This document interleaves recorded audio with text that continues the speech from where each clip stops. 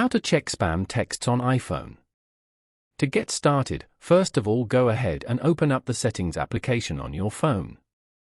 Once you're here, scroll down to the end and tap on Apps. You can view all your phone apps over here.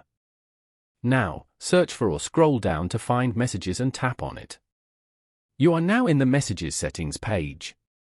From there, you can enable or disable iMessage, customize send and receive options, manage text message forwarding, and adjust notification settings.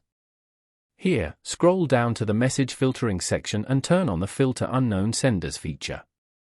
This feature sorts messages from people who are not in your contacts into a separate list. Then, go back and open up the Messages app.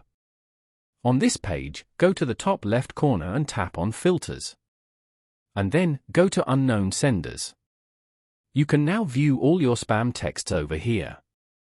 Following these steps, you can easily check spam texts on iPhone.